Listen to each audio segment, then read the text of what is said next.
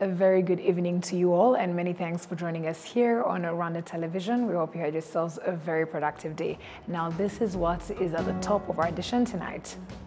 Members of the general public across Rwanda say they are ready for both the presidential and parliamentary elections next year, the first time both will be held at the same time in the country. Following COP28 in Dubai, Rwanda has started calling upon contractors that construct large buildings to put an emphasis on renewable energy like solar power so as to help the country to achieve the goal of reducing emissions by 38% come 2030.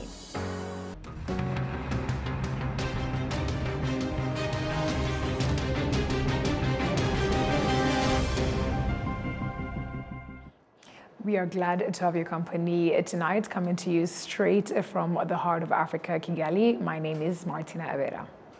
Now, top of our edition, members of the general public across Rwanda say they are ready for both the presidential and parliamentary elections next year, the first time both will be held at the same time in the country, the date being 15th of July. Some political parties like the Democratic Green Party of Rwanda have already announced their candidate for the presidential elections, while others like PS Imbererakuri are yet to say whether or not they will feature a candidate in the race.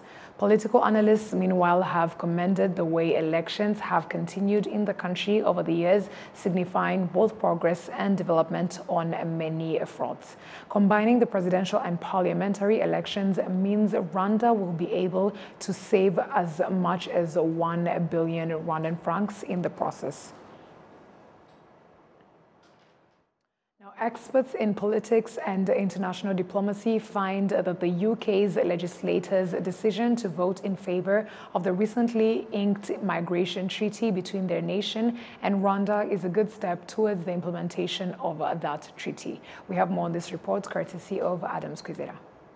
On November 15th, 2023, the UK's Supreme Court ruled that the plan is unlawful because there are substantial grounds for believing that asylum seekers will face a real risk of ill treatment by reason of refoulement to their country of origin if they were removed in Rwanda, which the government of Rwanda has demonstrated as untruth. Rwanda's commitment is in a joint press conference that took place after the signing of the new treaty with the UK, the Minister of Foreign Affairs and International Cooperation, Dr. Vincent Biruta, pointed out how it is surprising that the security of Rwanda was doubted, especially in terms of hosting refugees. Rwanda is proud to be part of a solution to a global crisis, that is the migration crisis.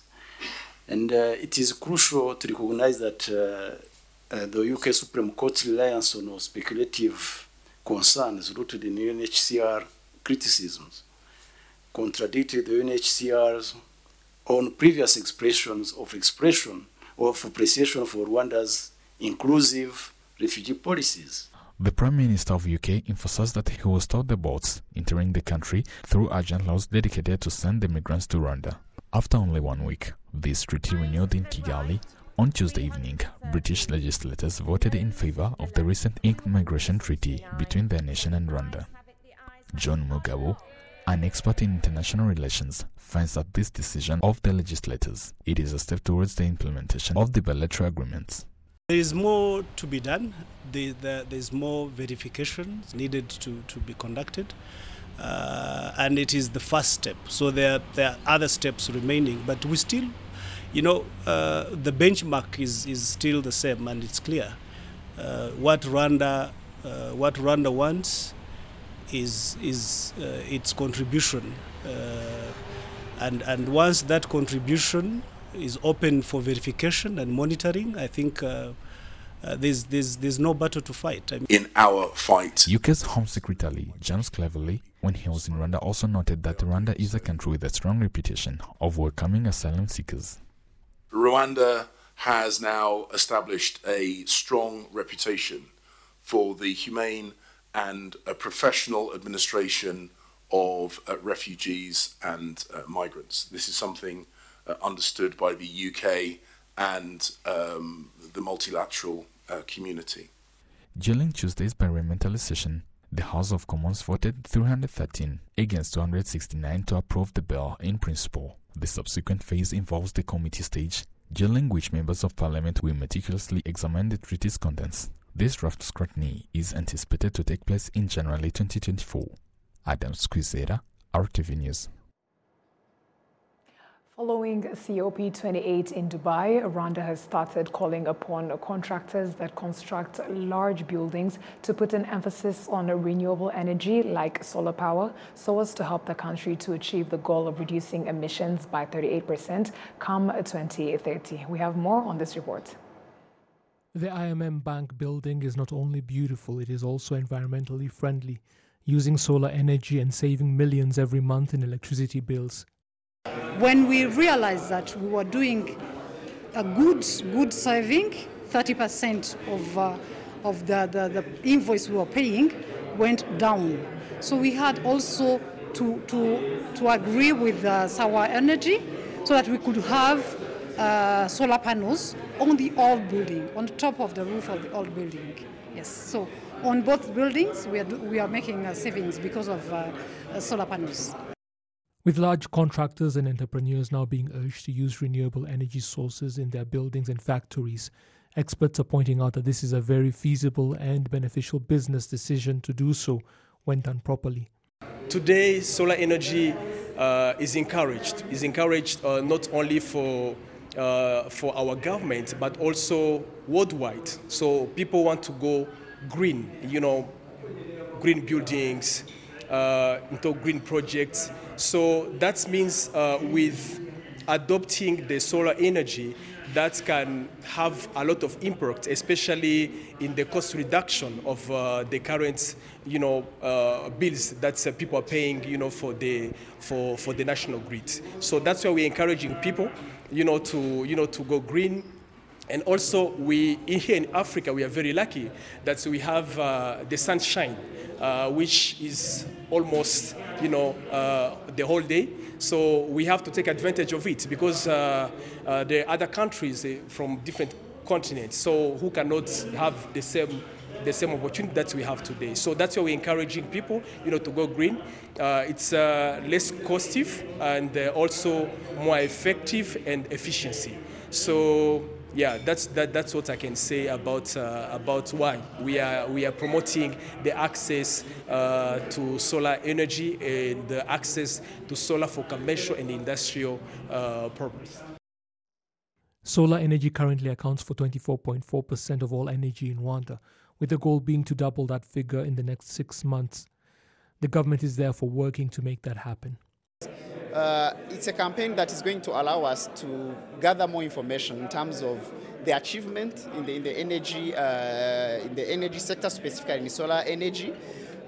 We will be able to get lessons that were learned during the previous period, and probably these lessons and challenges are going to feed in our new strategy going forward. We are ending the National Strategy for Transformation 1 just next year in June 2024.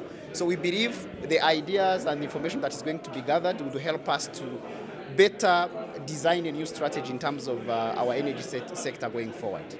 I would say we made a great achievement. As I earlier mentioned, we are now at 74.4% in terms of access, and 50 comes from grid solutions, and 24.4 comes from off-grid.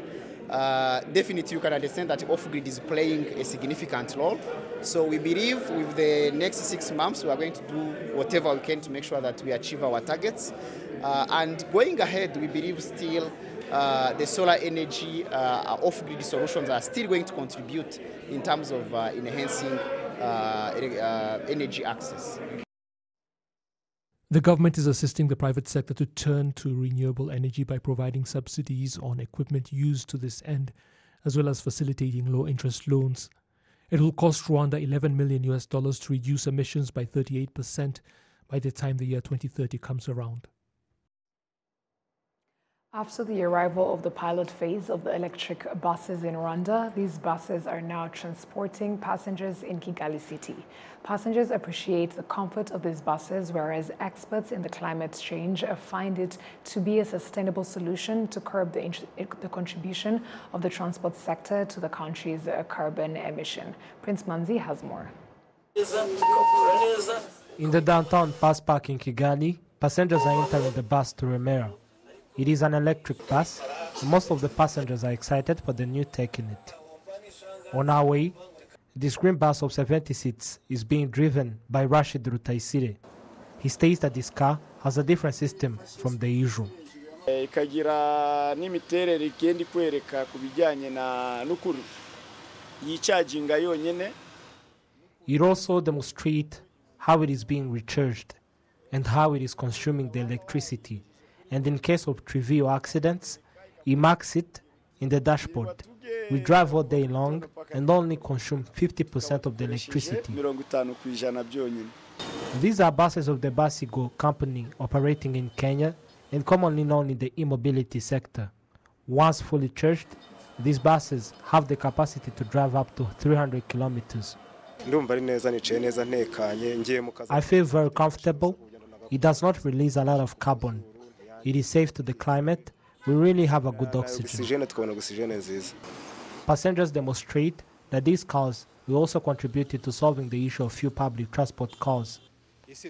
Abias Maniragaba, an environmentalist, demonstrates that the benefits of the electric cars are not limited to climate conservation, but also to the well-being of citizens and making productive of natural resources available in the country. Electricity is generated by high-pressured water. We do have water. Water is a natural resource available in the country. This means that the non-renewable energy we get sometimes at a high price can be substituted by this renewable energy, and that is sustainable. The sum of these cars, it can seem high, but it is low. A car using fuel requires a permanent buying of fuel that is even high. But electric cars are both requiring affordable electricity and helping curbing the effects of using non-renewable energy.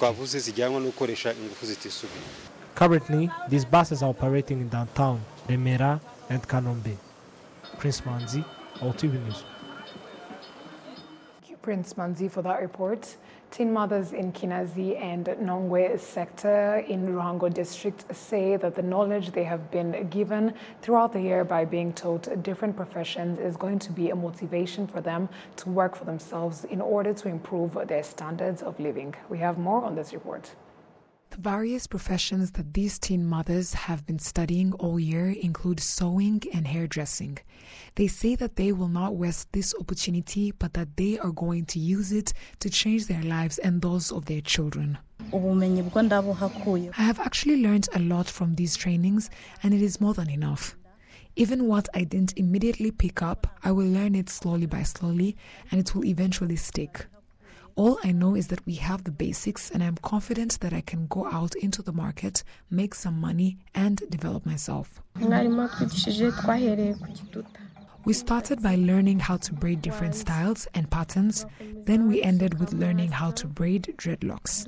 I now know all the above. When they received their certificates, the executive director of the organization that helped them receive these trainings asked them to protect their lives so that what happened to them doesn't happen again.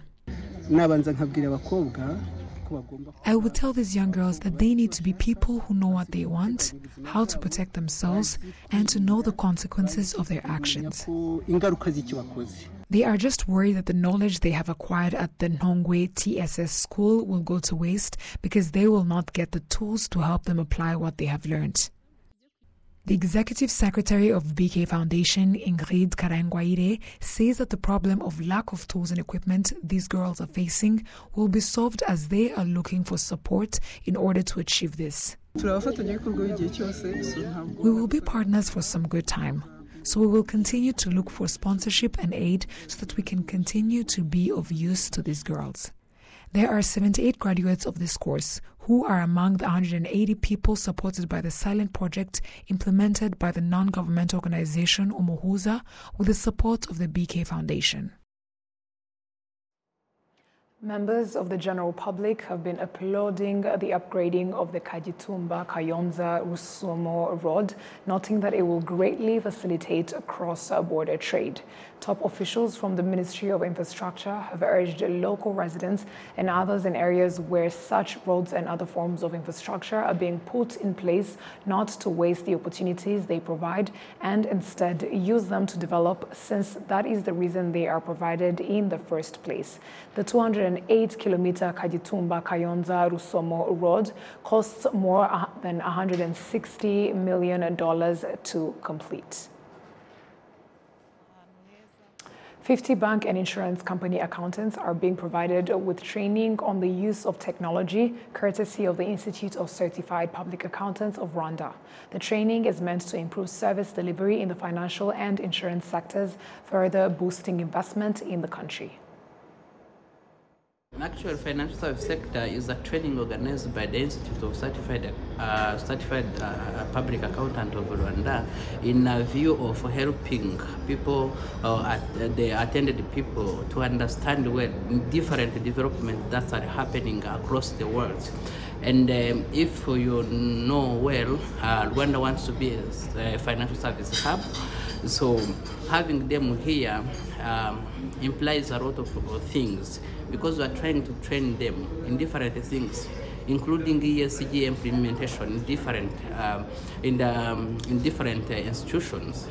And again, you are training them on IFRS 17 for them to be able to report well their financial statements that are very comprehensive for attracting investors. When investors are coming here in Rwanda, what they see the financial report, ESG were reported, and IFRS 17 were followed, and so many other things for them to get attracted to the country to invest in. Youth from Rwanda, Burundi, the DRC, and Uganda are taking part in cross-border dialogue and youth empowerment initiatives for peace to emphasize their role in promoting peace in the Great Lakes region. The participants acknowledge that the future is in their hands, which is why it is important that they understand the need to ensure that they seek peaceful means to resolve disputes, not violence. The organizers of the dialogue also cite technology as a vital tool in promoting peace in the region when used properly. The talks are to last for 5 days.